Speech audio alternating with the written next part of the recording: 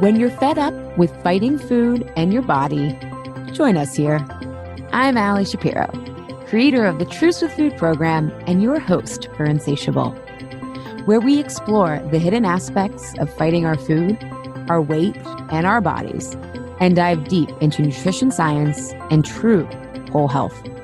Fair warning, this is not your parents' health care. This is a big rebel yell to those who crave meaning, hunger for truth, and whose lust for life is truly insatiable. Believe me, freedom awaits. Welcome to Season 4, Episode 5 of Insatiable, How to Have a Healthy Relationship with Your Body with Lianne Raymond. Today's episode is a trip, and I mean that in the best kind of way. You know, sometimes I can geek out on philosophy and spirituality, and Lianne comes to this concept of the feminine and having a body and emotions from a very poetic, mythic place. And this kind of is countering my more scientific angle on things. Not that they're mutually exclusive, but we speak in different languages. So we had a really interesting conversation where we explore and debate, what if we're not wrong for eating all the chips or cookies we want for a month? And I thought this was really interesting. And I hope you guys be really curious to see what you think about what we came to, the conclusions that we came to, or what we discussed. We're also going to talk about how thinking about your relationship to your body can get in the way of actually being in relationship with your body. In other words, if you're trying to think about your body parts and think about your stomach and this or that and loving it, you're actually not embodying it. So we get into the nuances of that. And then we talk about how fat is related to intuitive knowing and power. And I really loved this reframe, as well as a ton of the other things that we talked about. So this episode can definitely get a little heady, but hang with it because it's really good, and just let it marinate. Oh my God, these food puns are everywhere. But let it marinate. That was what I'm taking away from this as someone who tends to be impatient and just wants the answer. So a little bit more about Lianne. She is a personal coach and educator who specializes in developmental psychology. She has a master's degree in leadership and counseling and has been a student in the lineage of Marion Woodman for over a decade. So for those of you in the psychology field, we're talking depth psychology, right? What's the symbolism of our body, of fat, etc. She also brings depth and insight into a fiercely feminine approach to personal growth. You are going to love what you learn about the egg in the symbolic egg versus sperm story. It's going to blow your mind. All right. So enjoy today's episode. Lianne, thank you so much for being here. I am so excited to introduce the Insatiable community to you because you just have such a wealth of knowledge, and you come at the relationship to our body, the feminine, in such a deep way that I think we're hungry for. Excuse the pun, the food pun. Thank you for having me, Ali. I'm really glad to be here, and I'm looking forward to chatting with you just more than anything at all. Yeah, well, and that's what this will be, is a lively chat. So the theme of Season 4 is clarifying the issue so that we can move forward in a more powerful way. And one of the things that I think is so rich about your work is really defining the feminine in a way as relates to body image so that we can have a better relationship with our bodies, because right now the bar is pretty low. And so I want our conversation to be around that. But let's first start with your own journey with your relationship with your body, because I think I'd love to know how that informed your perspective. That's a great question. How did it inform my perspective? So, I mean, I grew up in North America like any other woman of my age. So I'm 50, going to be 52. So, you know, I grew up with all the body obsession that our culture foists upon us, you know, really paying so much attention to every little part of my body when I was a teenager, you know, my thighs, my, you know, every discrete thing. And so I grew up with that the same way everyone did. I think I went to Weight Watchers when I was 12. I was And 11. Well, I'm surprised we didn't see each other. and yeah, and it was like my mother brought me and my stepmother brought me, and I was all for it because I had this misguided notion that I needed it. But looking back, obviously, as I'm sure you also look back and go like, that was ridiculous. There was no need for that. But so just really immersed in that whole culture of obsession of appearance. But at the same time, I was always also a very outdoorsy person. I lived on the edge of the town, Saskatoon, where I grew up. I lived on the edge of Saskatoon, and I spent hours and hours just wandering the fields. And like I would lay down in the tall grass where you can completely disappear. And that was one of my actual favorite things to do. So there was this two things happening, right? There was this attention to what the world was asking me to be, but I wasn't abandoning my connection to Mother Earth, you might say. So I think those two things allowed me to both be aware of what the culture was asking of me when I did grow in awareness, when I, went to university and got aware of feminist thought and allowed me to see that through my experience with that connection to the earth, with that deep connection to nature.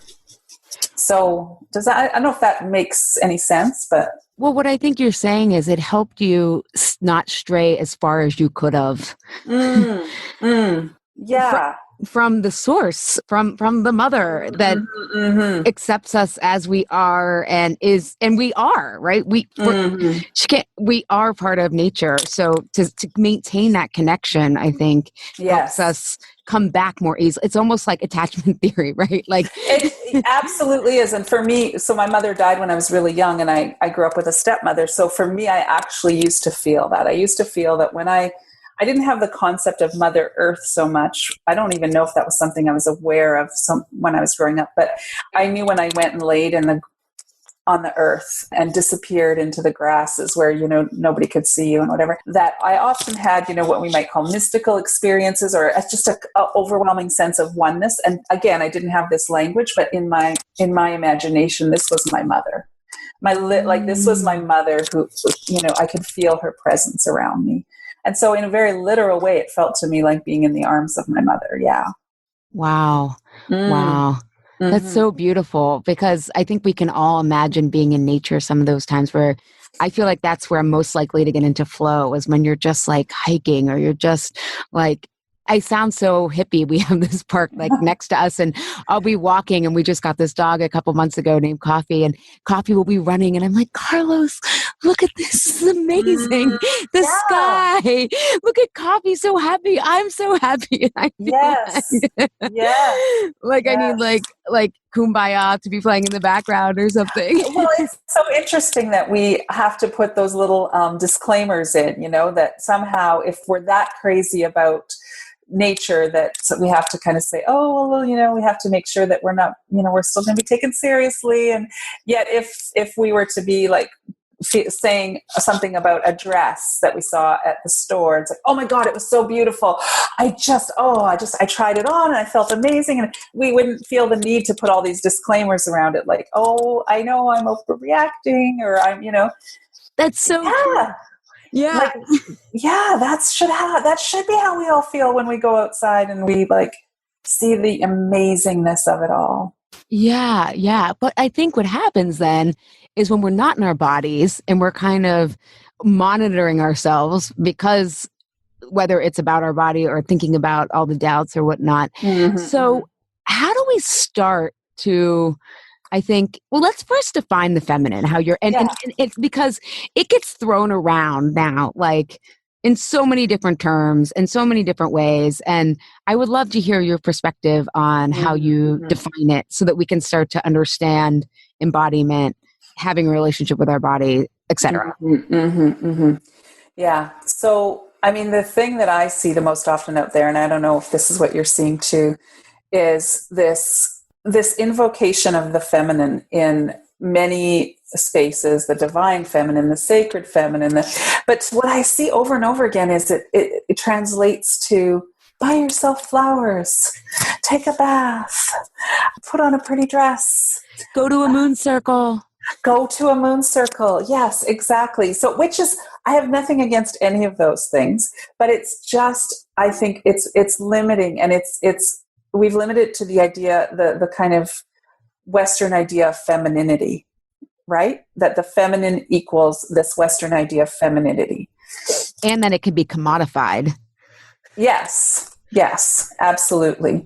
So there's a couple of things that I love talking about that have informed this concept of the feminine that is so important to me, and I hope that other people find it valuable too. Because the other thing is this very dualistic thing, right, where the feminine is the opposite of the masculine, right? That the feminine is this counter to the masculine, at like the yin yang idea.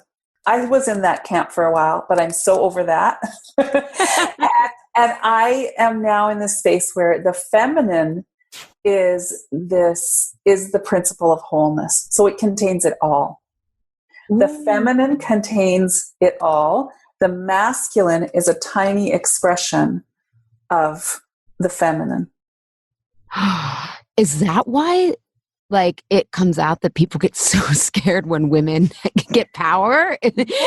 Even though the feminine isn't associated with women per se, but the qualities of, anytime the qualities of the feminine become expressed, it's like a threat because it is everything. Yes, right. It is. So here's a couple of things that I sometimes tell my clients that help them wrap their head around this, that I think are powerful. So, and when I talk about the feminine, I'm talking about, and I'm sure, I'll say it's sort of a shorthand for the feminine principle. And you can whatever. And there's the masculine principle, the feminine principle. But the egg and the sperm, we all know that. We've all been taught that in like sometime in our schooling, probably, about how a baby is made and all that kind of stuff, right? And the image that we get is like this scrappy little sperm is swimming hard up the canal to find the egg and penetrate the egg and get stuff happening. But in fact, if you actually go and study embryology, what you find out is that the egg is highly active. The egg has much more going on than the sperm does. The egg is actually one of the only, is it the only? It is, I think it's the only cell that's visible to the human eye. All other cells you have to see through a microscope. So it's huge. It's comparatively this huge thing. And all kinds of stuff is happening inside of it. And so it's released from the fallopian tube, it travels down, right? And when these sperms start swimming toward it, and a sperm has very little activity going on, it has one thing happening. It has that, let's swim, let's move. I don't want to stereotype. That's how my husband is. He's like, I can do one thing at a time. Right. And let's be clear, we're not talking about men. Masculine does not equal men. So yeah. Right. But it is kind of funny when you. It is. Sure. Absolutely. And so the sperm go and they hit the periphery of the egg. And what the egg does is it kind of measures each sperm that comes up, takes in a ton of information from that sperm, and decides which one it's going to allow in. So it's not that the sperm is the sort of activator here. The feminine principle, if we say the egg represents the feminine principle, is much more active. It's seeing the whole thing. It's taking it all in, and it takes in the sperm, right? It takes it in. It's not that the sperm breaks through. It's that the egg takes it in. And so I think that's kind of that sort of sense that the masculine principle is an activating principle. It's something the feminine chooses to let it support what it wants to bring into the world. So in each of us, we have those two energies, right? The masculine energy and the feminine energy. The feminine energy is the principle of the wholeness. And then we bring forth our masculine energy to serve that wholeness. Oh my God, I love that. I'm thinking of all the no pun intended, downstream implications of that. First of all, it values discernment. right? Which I think is something that we've as a culture have lost. Like we have such that binary thinking and Yes. eliminates context and all this stuff. Yes, exactly. Which is what the egg is doing. It, like you said, it's taking it all in. And then I'm thinking about too, because if it's wholeness, and I'm thinking about so many of my clients' food stuff is really about lack of fulfillment in other places because they're trying to almost act first from this masculine place, or even if we respond to stress or however, instead of sort of thinking that's where the power is versus it's kind of stepping back and choosing and knowing you have choices and discernment, which I'm biased towards because that's what the whole process that I take people through is about. Oh, I see. Good. Yeah. But I love that reframe of it's taking it in. It's choosing what to take in. It's like you can choose when to say yes, when to say no, which is very, when I think about bodies and food, we're being, it's thrust upon us what is good or what is bad and what is beautiful and what isn't, what's healthy, what's not, versus saying this is actually what works for me. I see so many, like my mind. Yeah, I know. It's like, it's a game changer, right? To stop that. And this is really that little way we've been seeing that the sperm penetrates the egg, and sort of like, that is really our whole dysfunctional masculine leading our culture, right? Which is that the feminine is to serve the needs of the masculine, that the feminine is that the masculine is run rampant over the feminine energy, right? And the feminine energy being wholeness, being context, being relatedness, all those things you mentioned. And so, yeah, when we're in that space that you're talking about, whether we're dieting or whatever it is, usually it's our masculine, it's our inner masculine energy wanting to dominate the feminine energy. Wow. I can totally see that. That makes so much sense. Yeah. I mean, it makes sense to me anyway. Yeah. Well, I'm thinking about one of the questions that, you let me look around some of your work. And one of the questions that I thought was so powerful is like, what if you relied on self-trust instead of disciplining yourself? And I think you phrased it something, maybe probably better than that. But I was thinking in the relation to dieting, if people think like, what if you just trust yourself to know when to move, when to eat vegetables versus this, someone else has to give me a plan. And I was like, I think most people, not people who have gone through my work or have worked with other people or your work, but in the beginning, that would be terrifying. That idea of trusting our wholeness over disciplining. And because all dieting is restriction and disciplining and beating back every natural impulse. Like you should not be hungry. And I think of hunger as one of the most metaphorically like vulnerable things. We need to eat. We need to open to the outside world to eat. There's also, part of why we have so much stomach acid is because there can be bacteria and parasites on food, right? Like eating is vulnerable on multiple levels. And so then to trust yourself can be very vulnerable because it doesn't mean it's, I don't know. No, and I think that's so, And so the way that this dysfunctional masculine shows up in our world is in the paradigm we live in that we don't even know we're living in, which is behaviorism. We live in a world that is all about behavior. And all we do is we want to regulate behavior, whether it's in school, whether it's parenting, whether it's food, whether it's relationships. You have all of this emphasis on behavior, and behavior. Every time we focus on behavior, we are losing connection to relationship. Does that make sense? Well, the way that I would interpret it is that when we like the behavior is almost like the symptom versus of what's coming from how we're relating to ourselves. Yeah. Is that making sense? Yeah. Well, so when we focus on behavior, so let's say, like I was a teacher for many, many years, and most of the training that teachers get is about focusing on behavior. How do you manage children? How do you, and when you do that, you lose insight. So so it drove me crazy, right? Because I wanted, you would see a child, who's just, here's an example. I had a boy one time, and I taught high school. I taught grade 11 and 12. So these are not young children. So I had a young boy, but a young man almost in one of my classes, whose mother had died like a couple of years previous. And he, never really had room to deal with it. So he comes in, and he's just really upset, and he starts like throwing a desk around. And now the behavior what I saw was, I was like, oh, thank goodness. I said to myself, thank goodness he finally feels safe enough. He's finally got a place in his life where he feels safe enough to express what's been buried in him for so long. Now, if I hadn't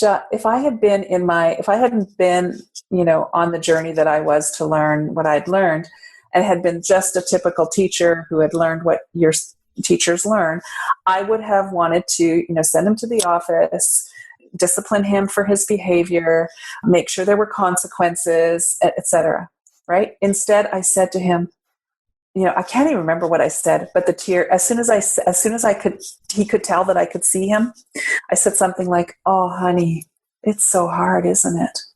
And the tears started flowing. I didn't give a damn about the desk that he kind of knocked over, because he didn't hurt anybody. And the tears started flowing, and it was like, this boy just shifted, and he became a different kid in my class from then on. Now, that's what I mean. If you focus on behavior, you lose insight, you lose relationship. It was the relationship that I had cultivated with him that finally made him feel safe enough to open the dam, right? This is the same thing with our relationship with ourselves. If I had been constantly nagging at him for every little thing he had done in that class, he would have never felt safe. In my work, we look at overeating, self-sabotage, all is self-protection. And it's not necessarily about that moment that you're sitting down to eat, or maybe it is about the tension in the room, but it's about the context within your bigger life that this is happening. And what I've seen happen is almost the obstacle in the path is that this protective side of ourselves that is trying to see if we're going to have choice and options. And we eat when we feel like we don't have those. But that protective side makes everything about us, right? You in a bad way. Like, this is happening because I'm a bad teacher. This is happening. I see. Yes. Right. Like I'm training my clients, like it's my fault that I can't stick with this. It's this. And so rather than understanding our behavior, it's like, this is who I am. I don't have discipline. I don't have willpower. And it's like, no, like most of my clients are like, have thousands of balls in the air. Yeah. And I'm like, so you just don't have discipline in this like one area? But I think that's sometimes the obstacle is the very wound that has created this protective side that is lashing out is also the side that feels like shame and afraid to explore that in a way. Yeah. So I don't know, like I kind of wish I knew more about how you worked with your people, because I don't want to go too far out here. But one of the things actually that I wish that I don't mind this idea of let's look at what the emotion is underneath our eating or things like that. That's fine. That's fine. But let's not leave it there. Let's take it a little bit further and let's say, how is this impulse to eat right now actually the healthiest response I could have? Right? Like, how could that boy's throwing of the desk actually be the healthiest response he could have? The process that we take people through is so that they can have healthier responses than food. However, because what I show clients is they kind of have this emotional trigger, and then what happens is a stress response. It's a very protective emotion, right? They feel like it's emotion they need to protect themselves from. Sure. And then it's actually the framing of, and I use Thomas Kilmann's conflict model of, do I need to compete? Do I need to avoid? Or do I need to accommodate? And it's actually these framing, which puts me in an black and white, all or nothing, either or mental frame, that then I feel like I have no choices. And that tends to be So, but we learned these patterns of competing, avoiding, and accommodating because they were protective at one point. Sure, sure. Yeah, that's some really good stuff. And I No, I love it. I love to kind of even take us further than that to say that's important. That's really, let's kind of look at it through this scientific lens of stimulus response and stress response and coping mechanisms and all of these kind of ways that we've learned through psychology, because I love psychology. But then I want to bring us into almost a mythic place too. Like, what if we can even, so again, it's not an either or, it's a whole, right? It's like, if I want to see my Western doctor, but I also want to see my doctor of traditional Chinese medicine who gives me some acupuncture, and so I want to take it all in. I want to use it all. So what if desire to eat is a desire to reconnect to the Mother Earth, right? When we're taking in food, we're taking in earth. We're taking in matter, mother. And what if this is actually a really, really good thing? Sometimes you can look at it this way, but maybe another time, try this on, right? Try on the idea that, oh, this is actually really good. I want to feel that connection to the Great Mother, and that I don't even have to analyze it. What if I get out of the analytical mode for a minute and say to myself, what's the poetry here? What's the greater myth that I'm living beyond this analytical, this analysis of my pathology around food? What if it's something actually really important? What if I'm actually doing healing of the planet? What if it's not a problem at all? Yeah, I'll have to sit with that. I think like we talked about before we got on, you think I'm a little bit more scientific. You're a little bit more, mythical and poetic. Right. And so I would have to think about that. I think my initial reaction would be, but how is me overeating and over-consuming helping the planet? Right. So you're being very literal, right? Yeah. Yeah. You're like, if I consume all this food, isn't this a bad thing for the planet? And sure. That's what I'm sort of just inviting your listeners to maybe say. So do you know about Harlow's monkeys? No. So this is a sort of classic 1950s. He would never get away with doing this experiment these days. But Harlow brought monkeys into the lab, and he had the wire mother and the cloth mother. You remember that now? Oh, okay. Now I do. But yeah. That's okay. ringing a bell? Yeah. Yeah. So if you think of Harlow's monkeys, right, the idea was that at that time, mother love was considered a dangerous thing, that people were being told, not to be too affectionate with their babies because it was harmful to them. They needed to toughen up and be independent. So let them cry and don't respond to them, basically. And Harlow was kind of curious about this whole thing so he brought monkeys into the lab, and he had one kind of mother, quote mother, that was made out of pure wire, but she had a bottle. She had the nutrition, she had the food. And then he made another, quote, mother that had no nutrition, no food, but was covered in soft, warm, fuzzy cloth. And the idea was that the only reason babies wanted their mothers, the only reason babies, had any attachment to mothers was because of the nutrition that mothers provided, right? That they fed them, therefore the food response. Well, of course, Harlow's experiment blew that out of the water, because what happened is the baby monkeys spent almost virtually all their time with the cloth mother, clinging to the cloth mother, seeking that warmth, seeking that comfort, and only went to the wire mother when absolutely necessary to receive the food. And so sometimes I think that's what we want to be. We're kind of stuck in that same place that those scientists were, that we're surprised by these results, that we're like, wow, crazy. They actually want something other than food. There's actually something bigger here that is really hard to explain in scientific terms, right? They go on and they, develop theories, etc. And we talk a lot about attachment.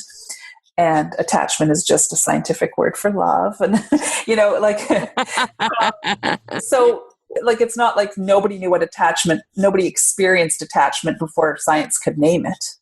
Right. Good point. Yeah. So sometimes I think we're still in that space a little bit where we are wanting to be very literal about our relationship with food. And because we've got this bit of an opening of the door of psychology in the last how many years, since Freud and so on, that we now have these ideas of coping mechanisms. And so we're good at seeing it from that kind of pathological angle, like what is dysfunctional about my eating? And I'm just saying, what if we could pull back a little bit into a bigger picture and say, what is functional about my eating? What is actually, if I'm a whole organism and I'm part of a larger wholeness, then isn't this response somehow an attempt by the larger whole to get something back that's missing? Yeah, well, I would agree with you. Because ultimately what we're working on, I kind of joke as the root chakra, is to get them back to feeling grounded and rooted. Yes, but what if it's not just individual, right? What if it's not just what's happening to this individual? But as a whole, if we're part of this huge organism that is on this planet, that includes everything that's even not human, right? That includes trees. And, we wouldn't, as trees respond to climate change, we look at them as whole. But when humans, we tend to see ourselves as individuals. That's for sure, especially in North America. And so when we look at our eating, we tend to see it as this individual issue. Oh, I think it's a collective issue. Okay, I'm not getting it. I'm really not getting it. Sorry. I love this. I'm trying to figure it out. Maybe we're getting too philosophical, but just so if it's a collective issue, if you see it as a collective issue, then what is the collective? How do we respond as a collective? I think we have to get more rooted and back into our bodies. Mm-hmm, mm-hmm. But what if eating is a way of doing that? Oh, I totally think it is in some ways, but not always. Okay. So you asked me, if at the beginning of the call, you asked me, would I be okay with talking about my stuff? And we talked a little bit about it, but one of the greatest transformations for me about this has been really letting go of the idea that there would be anything wrong with me sitting and doing nothing but eating bags of chips and watching TV for like a month. Like literally nothing wrong with that. Once I move into that space of there's actually nothing there's nothing wrong with that. Now I know this sounds ludicrous. I know it might sound ludicrous, but once we get past that idea that we have to control ourselves, or that we have to manage this, there's a whole freedom that opens up. So sometimes I think of it this way. If the feminine principle is this beautiful wild horse that you come across in a field, the last thing you want to do is strap a lasso around its neck, pull it in, throw a cart on its back and say, okay, now you got to get to work for me. Right? Yeah. Instead, you want to sit down and you kind of want to just watch it for a while. You want to kind of watch it watch you out of the corner of its eye. You might notice it comes closer and starts sniffing around you. And at some point, if you wait and are patient, that horse will get down on its front haunches and invite you up onto its back to carry you. But if you just are determined to beat it into submission because it has a job to do for you, you will never have a relationship with that horse. I would agree with that. So are you looking at that horse and saying, what is taking you so fucking long to come over here and make friends with me? Are you wounded from your childhood? Are you trying to, are you avoiding me because there's some, you're not going to pathologize the horse. You're going to just be curious and you're going to be patient. I mean, I think we're on the same page. I'm sure we're on the same page. Yeah. I think you're taking, I think what I'm realizing is I'm impatient and I wanted a process to figure out, to be curious, but that could help me have insights, more guaranteed insights. Cause I definitely have I don't want to say trust issues because I've healed a lot from that. Cause ultimately trusting life is trusting ourselves to be resilient. Right. But I think, I think you're probably more patient than I am. Well, that's just it. I would say give yourself years. Give yourself years to be curious about you, including your body, you as a embodied being, rather than being too determined to figure it all out and solve the problem. And I know that's like probably the thing everybody hates to hear. It's like, are you kidding me? I want an answer and I want it now.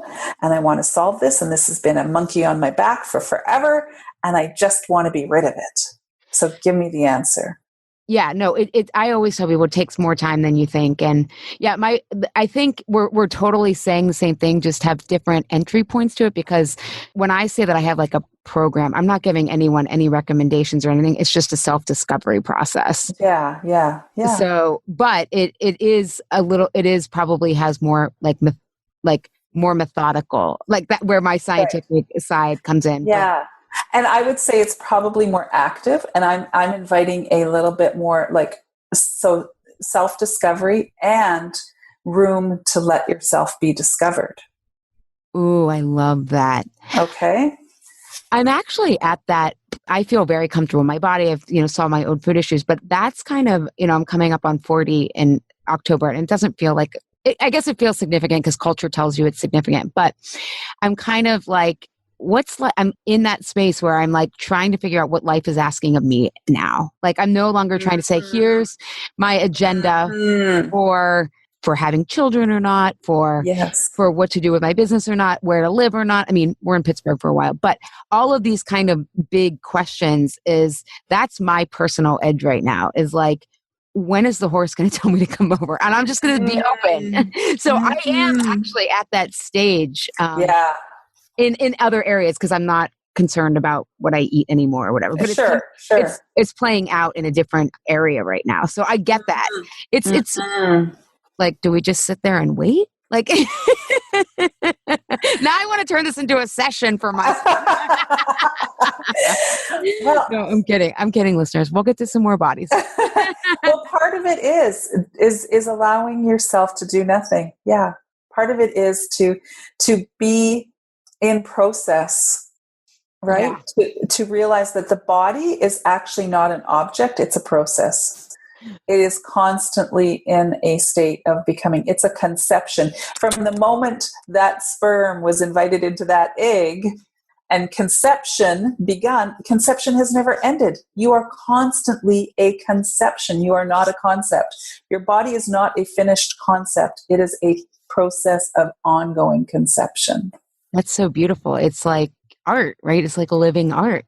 I love that word, becoming. And so one of the things we had talked that we were going to chat about is sometimes if we think we have a relationship with our body, how that actually gets in the way of being in our body. Can you talk about that a little bit? I'm still like digesting and processing. Yeah, well, that's sort of that. No, that's and I hope that this isn't going too, theoretical, because I want people to be able to actually be invited into a new space, So basically that, yes, when we're in relationship with our body, when we're in it, and so we have this way of talking in our culture, right? Of my relationship with money, my relationship with food, my relationship, and that's great. And it's helpful. But also, how often are you unaware of how often are you your body? How often are you, so you were talking earlier about being outdoors and hiking and just like, right?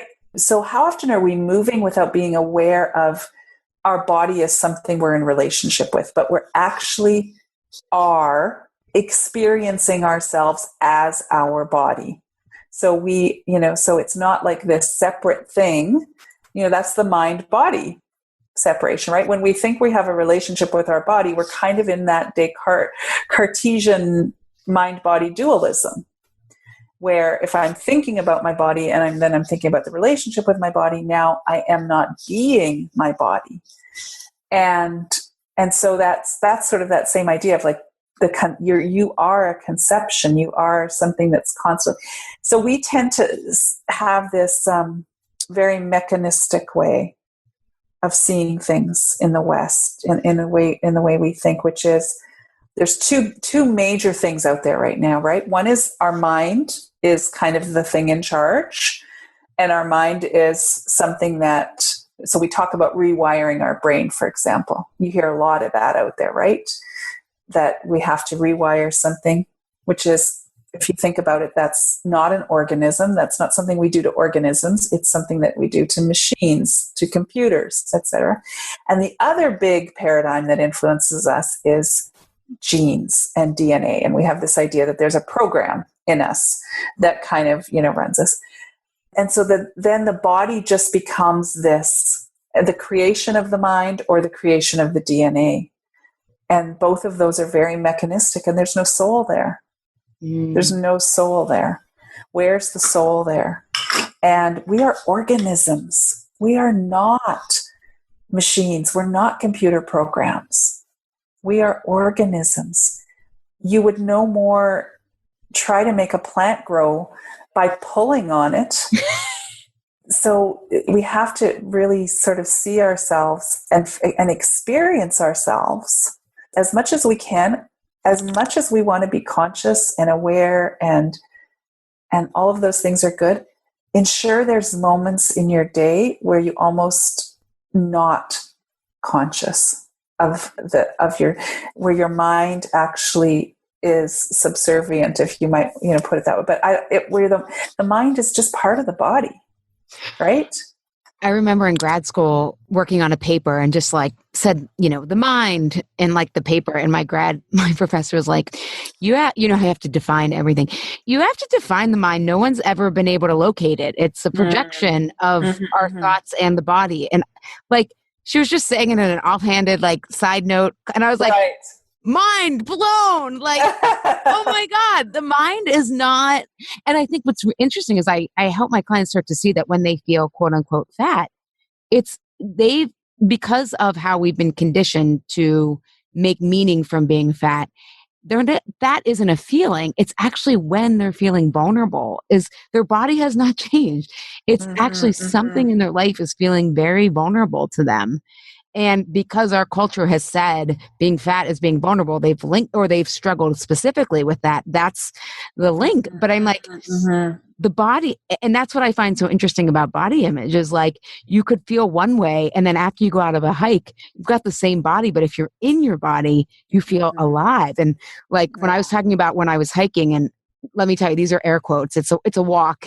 It's not really like, no, yeah. But it's just like, I feel so alive, and, and coming back from that. Yeah. And so even if I felt tired or anything, everything feels different after being outside. Like the same stress looks different. And that I think is when we talk about the mind, it is this fluctuating, it's not just your thoughts or whatnot. It's all of it together. So yeah. I totally hear that. But do you think, I feel like for people listening, that like they want to experience that, but it's so hard for them to get out of their head and out of the constant, I should this, shouldn't that, must this, Yeah. So start just, I go lay on the earth somewhere.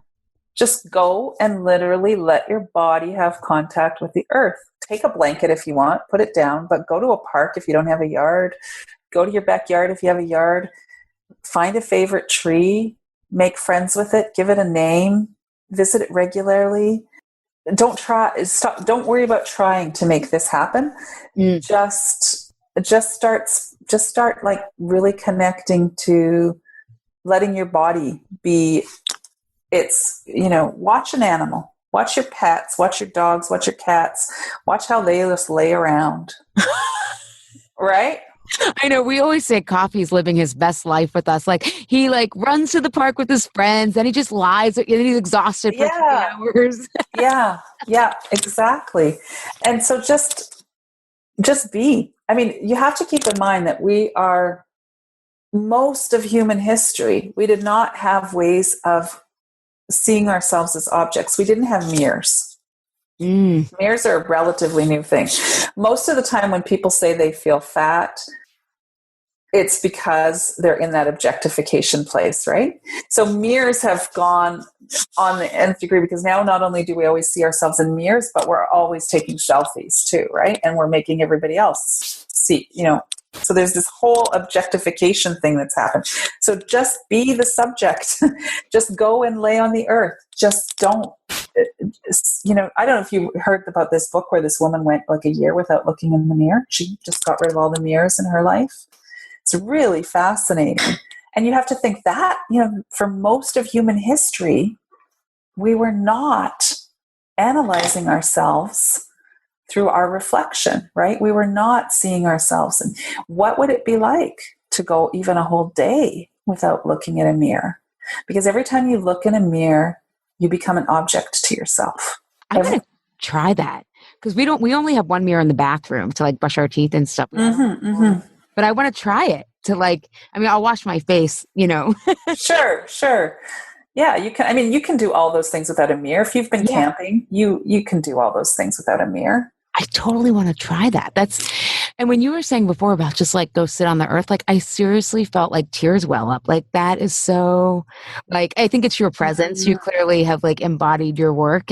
But I think for people listening, it may feel really like agitating the first like 10, 20 minutes. But I think if you sit or lay or whatever you're doing, you'll start to taste that flow, I guess, of what people would call. That's the equivalent of like just sitting in the grass waiting for the horse to come to you, right?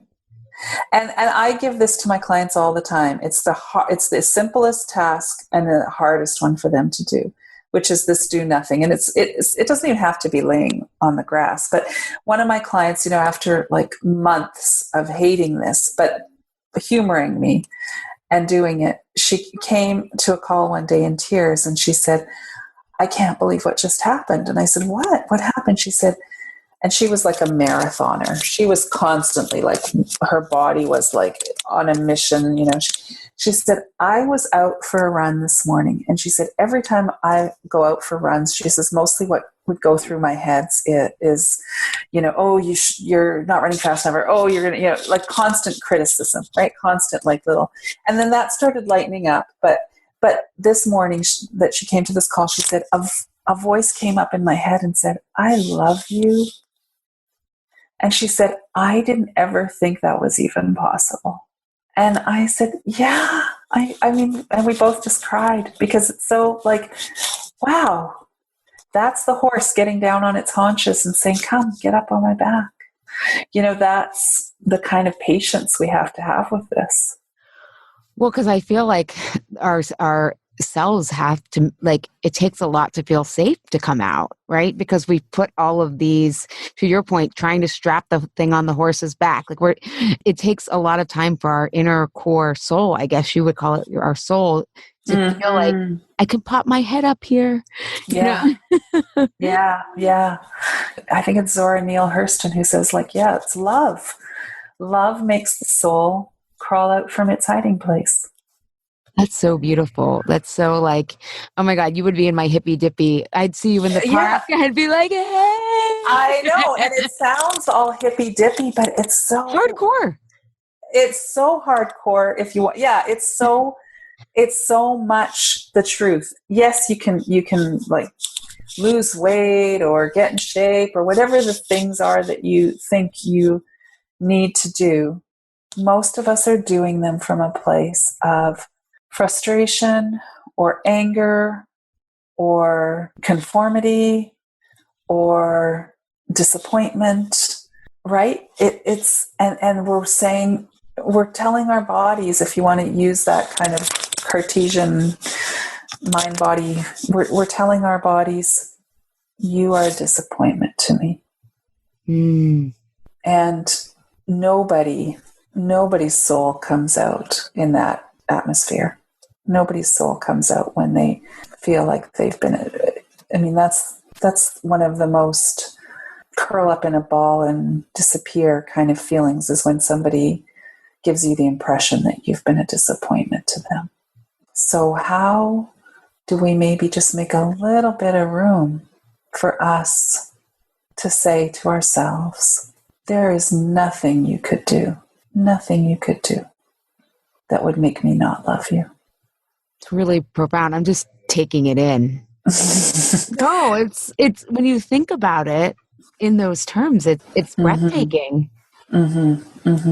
Yeah. I mean, it was my dad's birthday a couple days ago, and he died 8 years ago. And I was talking about him once, and I said, my dad gave me the greatest gift any parent can give a child, but really the greatest gift anybody can give anybody. And I said, I always knew he was crazy about me. There wasn't one moment in my life where I didn't know he was crazy about me. Yeah, I never felt like a disappointment to him. So what if we could give that to ourselves? I'm just thinking of like all the creative things that would come up. Like if we were just like everything that we thought we should be disappointed, we're like, oh, moving on. Or let me use that for compost, to use an earth metaphor. I feel like we would all just be like really joyful. And I mean, not that life is all puppies and rainbows, but there would be that deep belly laugh joy and more art and more music. And we don't realize how, they say about fish don't even realize they're swimming in water. Like we don't even realize. When I was up north, I taught up north in Canada for many years, and there was this amazing woman up there, and there was a guy, and he said, she's the most sensual woman I've ever known. Now if you were, and I understood what he meant, like the way she was what we would call an overweight woman, but she was this wise elder of this tribe. She was just so embodied that there was, every cell of her was alive and full of vitality. And you watched her eat food with just this absolute sensual enjoyment. You watched her move through the world with sensual enjoyment. Like every step she took was like, just sent joy through her. Like there was something. And I thought, I had my whole worldview like knocked right back, because this is not the stereotypical sensuality or beauty or whatever, but it was absolutely undeniable. And I was just like, wow. Suddenly I had a new way of thinking what could be possible without being some skinny, cover model or something. Like just to really be, and I was like, given the choice, I was like, I think I want to go more towards her now that I've seen what that looks like. And probably what you felt, I've had a couple clients who have had, what we would say bigger yoga teachers. But the way that the yoga teacher moves and the way that she's embodied, they're like, her class, like they will not miss that. Like these are different clients with different teachers, but I do not miss that class because there's something as the French would say, je ne sais quoi. Exactly. and would you go up to a person like that and say like, everything about you, is so great. You're such a great teacher. Have you ever thought about losing about 20 pounds? Would you do that? I mean, you definitely wouldn't do it, but you wouldn't even, I wouldn't even think about it. Like, because, right. I mean, I think it would be noticed, again, to your point about just noticing, because we don't think people who aren't a size 2 or 4 can't be happy with their bodies. Right. So, right. Like, wow, this person is so embodied. There is like Yeah. What are you reading, drinking, Yes. what Yes. park are you hiking in? Yes. And yeah, and if I had asked that woman, this beautiful sensual woman that I was describing, if I had gone up to her and said, "Could you tell me about your relationship with your body?"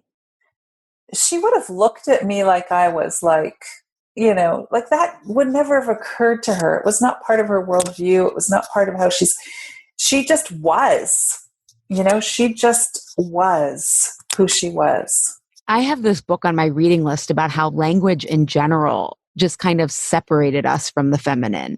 I mean, I haven't read it, so that's just like a high level. Is it The Alphabet Versus the Goddess? I think so, yes. Have you read it? I love that book. Okay, now I'm going to put it up to number one. Synchronicity. I do want to say, I wonder if you believe in that.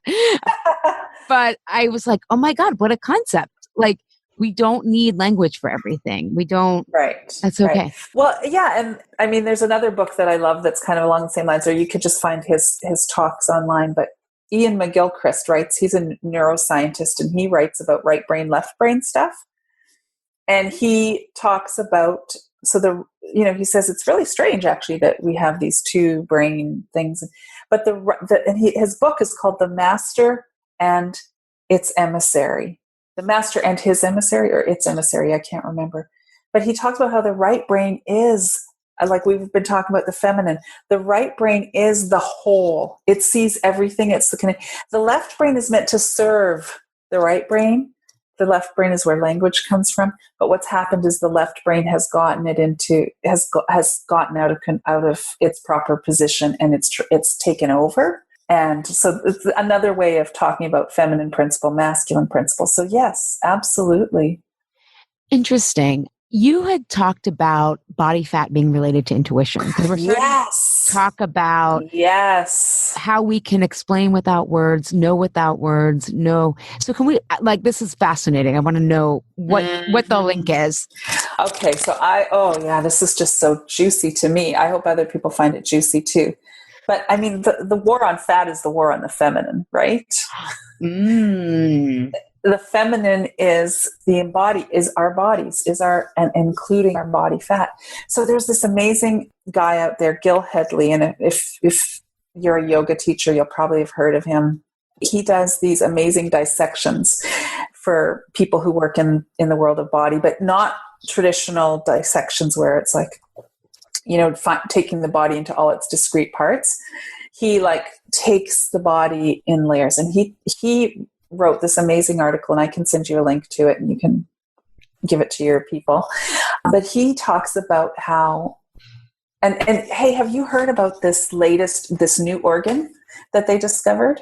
Wait, is it the fascia? The interstitium, they're calling it. Yes. And it's with the fascia, and they could never see it because it's not something that it's a process. It's not a discrete organ that you can say, here it is, and see it on a dissection. So they were never aware of it because it's something that's organic that moves through the whole body, and they call it the interstitium. Well, this is, and it's in the fascia and in the body fat, that whole layer of amazing connective stuff that is through our whole body, right? Not a discrete organ. So Gil Hedley, this amazing anatomist, he says that there's nerve innervations in our fat tissue when he takes the instead of seeing fat as something to get out of the way when he does dissections, let's get the fat out of the way so we can get to the real stuff. He actually takes the fat off as a whole layer, and he says it comes off as this amazing, beautiful golden fleece, he calls it. Ooh. And he says it's innervated with nerve endings and things, and he says this is the part of our body that feels things before our mind is even aware of them, right? This is where our intuition lives, is in this layer. And it's our body eventually, you know that feeling you feel someone's looking at you? Yeah. That is something that happens, and we turn around and we look at before the thought even enters our head that someone's looking at us, right? It's like this immediate response. So that's intuition. That's that deeper knowing that is beyond the thinking mind. That is our body having this visceral response. And that is, according to Gil, he believes it's really located. Like a lot of scientists would say that it doesn't even exist. But Gil is amazing, and he says it's in our fat tissue, that's where the intuition lives. And so if you have this idea that fat is something to eliminate, that fat is a problem, you're dismissing your intuition. You're saying, there's a place that, and of course the patriarchy wants you not to have intuition, right? Of course the system, the dysfunctional masculine system, wants you to get rid of other ways of knowing. Oh my God, it's the same way like here in Pittsburgh, our really prominent Pulitzer Prize winning cartoonist was just fired after 25 years he had really accurate cartoons about Trump and right. kneeling and, all this stuff. But I'm thinking about here in America, our assault on our free press is really like spiraling right. Because you don't want people to have various ways of knowing. In fact, sorry, this is like, I love connecting these dots. And when you were talking about that, I was thinking so many of my clients, we were just in yesterday's Truth with Food, we always kick off with what's working, then like where people are struggling, and then, whatever. Yeah. But so many people are like, I cannot believe how adding fat in has changed my life. And we talk about that all the time here on the podcast, but until you actually do it and like get enough fat, and I'm thinking about it's like, and then they're like, I'm starting to get more insights. It's like, oh my God, I'm starting to see. Wow. Yeah. That's so interesting. Oh, wow. I never would have. Yeah, that's amazing. I wouldn't have put that together, but that's cool. Well, I'm thinking from like a physiology blood sugar standpoint. Sure. When your blood sugar is balanced, do you feel calmer, more able to kind of take it all in versus, but you need fat. I mean, to balance your blood sugar, like you need enough fat. So there's a cool metaphor there. But I love that idea. And I'm especially thinking like, I guess when women are pregnant, I mean, are they more intuitive then? Or is that like a myth? Well, I think women are more intuitive in general. Oh yeah, I would agree. Yeah. Yeah. And what if that is because we have this extra intuitive organ? Yeah. Right? That we have been thinking has been a problem, that the dominant culture has been telling us we should be trying to get less of. And it like interesting, hey? I don't know. Yeah, but yeah, and I mean pregnant women definitely have there's something. Yeah, because I'm just thinking they're producing a child. So yes. But part of that is to gain weight. Like, so you can get into it. Like, I mean, I don't know. I'm just, oh my God, but I love that idea. I mean, like my big takeaways are like, I'm going to go sit in the grass, like in the park and do nothing. And I'm going to now think of my waist and my butt as like intuitive. Yes, totally. And I mean, and Gil, this guy, this dissection guy I'm talking about, he one year decided to dig. He's just such a crazy but amazing guy, and he dug a hole in his backyard and then crawled into it naked and stayed there for like a few days because he just that's how if you really want to go wild, you can go even beyond laying on top of the earth, but at least give laying on top of the earth a try. Yeah. You don't have guys. You don't have to dig the hole, but well, that's Carlos was laughing because when we got to visit my parents, my mom has an organic garden in her backyard, and she's like, I'm like, oh, she's like, come out and see it. And I was like, okay. I was like, I will earth, and I put it in quotes, and Carlos was like, yeah, when did it become a brand to just walk on the ground? I know, right? I know, exactly. This is just our our heritage. This is just what we've been born to do. Yeah. And we've just kind of got a bit disconnected from it. So it's actually not that big a deal. Yeah. Yeah. It's our home. Like yeah, so totally. This has been like, I'm going to go back and listen to this. And like, I just so appreciate this. I have one more question because you are so poetic.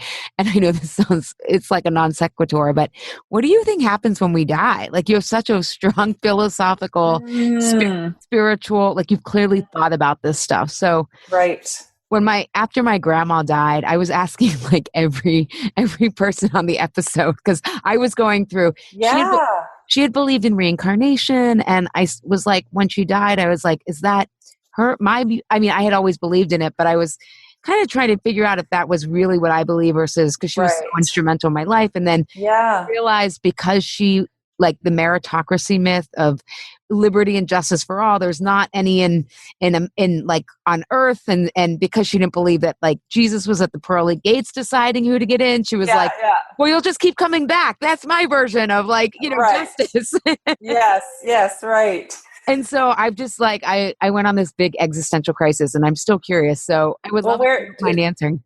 Sure. And I'd love to hear what you think too. So I think a couple of things. I think that when we're stuck in the time framework, then we can't, it doesn't, that we think something has to happen. We think everything is a linear progression. And then, so in one way, I think sort of like, I think my dad is still present because time is kind of an illusion. So I still can have a connection with him in that way. I still feel connected to my dad, even though he's dead. I still feel connected to my mom, even though she's dead. Because in some way, they always exist. Maybe not with me right here in this time, but in essence, they still exist.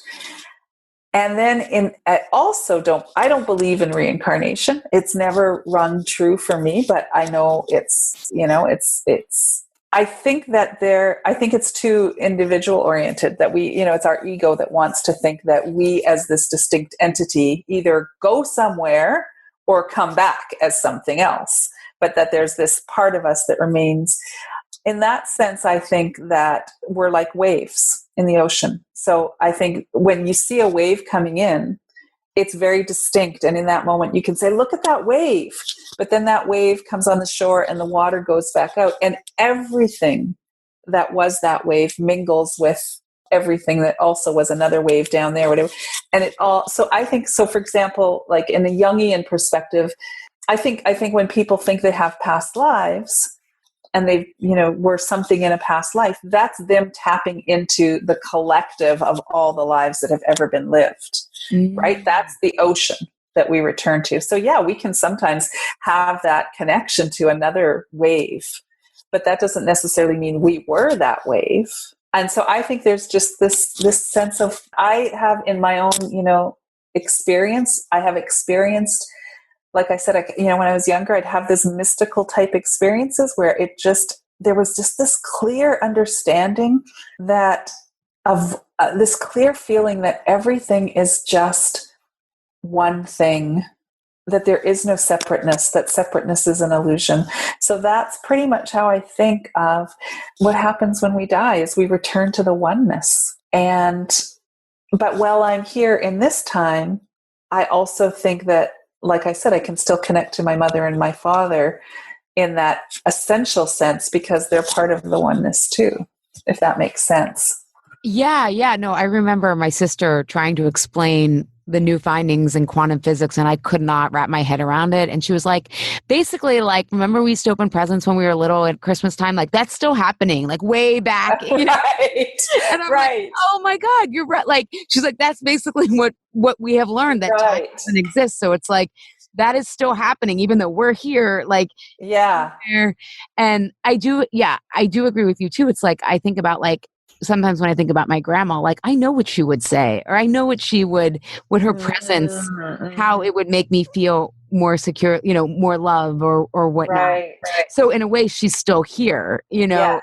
But I've just arrived at I don't know, and Carlos is both agnostic, but we say it's like. I think a lot of people think being agnostic is like really close to atheist, and I'm not. It's not that. Like I worked really hard to get to I don't know. Yeah. But I feel more content with it, and I do think we are all connected. And I think of nature, but I just think whatever it is so. Like every time I learn about like a new pocket of nature, my mind is blown. Like the intricacies. I know, it's amazing, right? Yeah. So I'm like, my little human brain is never going to be able to conceptualize if there is a grand design, but I don't know if I'm ever going to be able to figure it out. So that's where I'm at. Yeah. And it just it's great because that I don't know place and it shows us the limits of our mind. Our mind can't grasp, like, why is there something rather than nothing? Yeah. Like, Who knows? Who knows? Yeah. I am just committed to the mystery because that's how I talk about it too. I just call it the mystery. I just say like, I'm absolutely devoted to the mystery. Yeah, I sometimes like I don't wear pearls, so I clutch my chest because I'm like, I don't want that to open up like really stuff that's bad that I can't explain. Well, I mean, I can't explain what's happening in our country, but like, I don't want to like have that open up because, the mystery isn't necessarily all romantic. Right. So, Yeah. Lianne, this has been so wonderful. Do you have any parting words?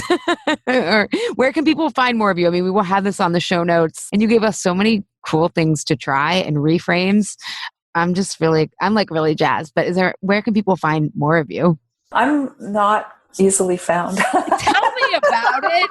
Like, I follow you on Instagram. Yeah, I know. I'm actually yeah. I mean, this is not something I do very often, but I really enjoyed you, Ali. So I was happy to do it for you.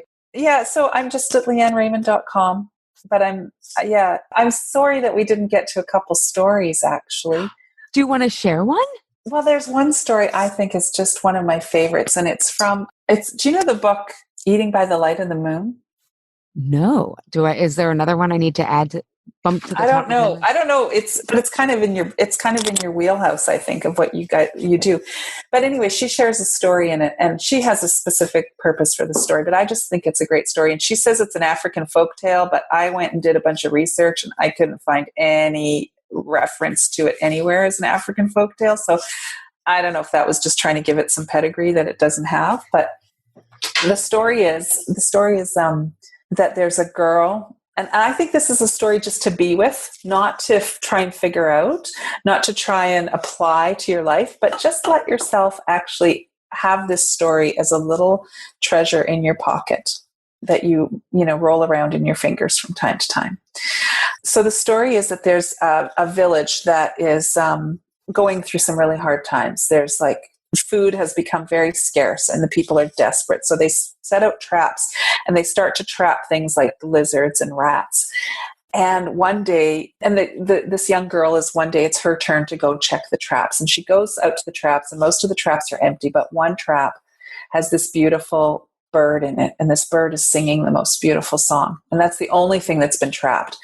She can't bear to bring this bird back to the village to have it be killed and become food. So she sets the bird free.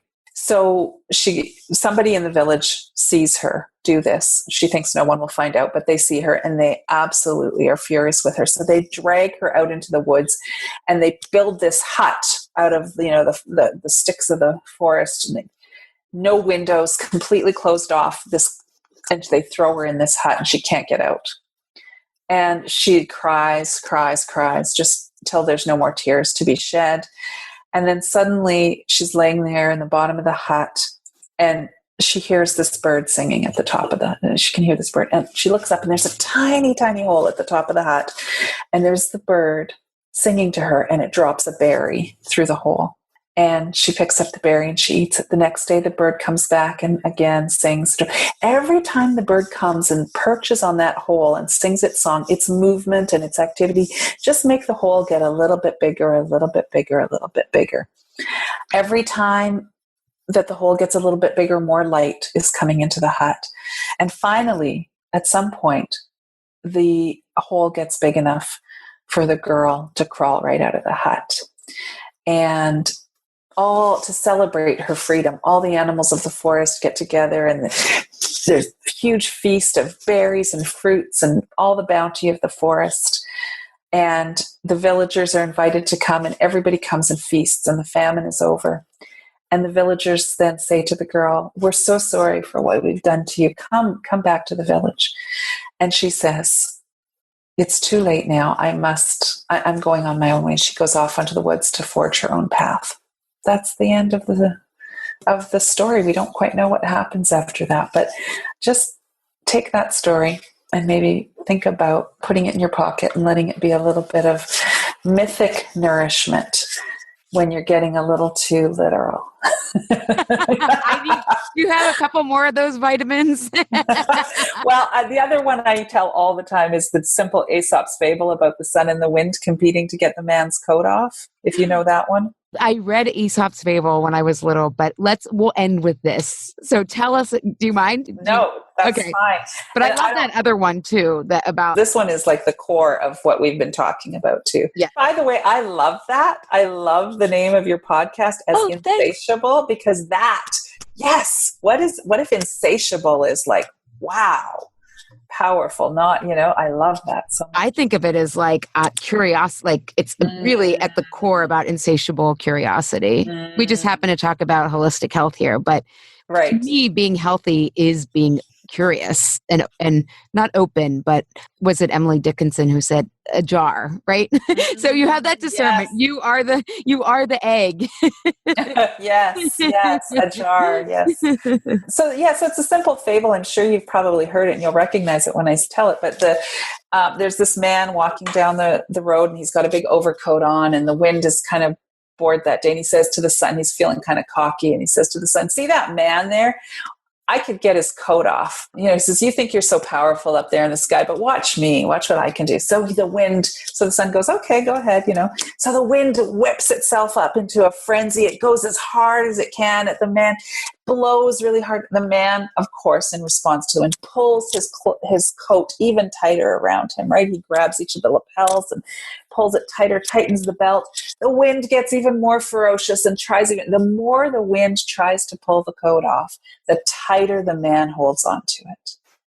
Finally, the wind says, "Okay, I got nothing left. I've given it my all. I guess I was wrong. I guess I can't get his coat off." And the sun says, "That's interesting. Well, I'm just going to stay up here and do what I always do. I'm just going to shine my warmth down onto the earth." And of course, as the sun just rises up in the sky and shines, the man just naturally, spontaneously, with no effort, just gets warm enough to take his coat off. And the sun goes, "Look at that wind. All I did was stay up here and provide warmth, provide that sun, that shine, that love, really, right? And the coat comes off spontaneously." And so often we're trying to be the wind when we just need to be that warmth. That's so beautiful. I love that. Yeah. The sun is doing the sun, right? That's when we leave ourselves to just that place of non-forcing and trust and warmth and love, whatever's not necessary will fall away. That's so beautiful. Thank you for being here, Lianne. Thank you, Allie. This was fun. I had a ball. I have so much mental nourishment to piece over. I'll be following up once I get some clarity. Well, I hope it wasn't too confusing. No. It's getting me to think about things in a different way, which I love. Right. So that's okay. I love it. Thank you. Okay. You're welcome. My delight. Thank you, Health Rebels, for tuning in today. Have a reaction, question, or want the transcript from today's episode? Find me at allieshapiro.com. I'd love if you leave a review on Apple Podcast and tell your friends and family about Insatiable. It helps us grow our community and share a new way of approaching health in our bodies. Thanks for engaging in a different kind of conversation. And remember, always, your body truths are unique, profound, real, and liberating.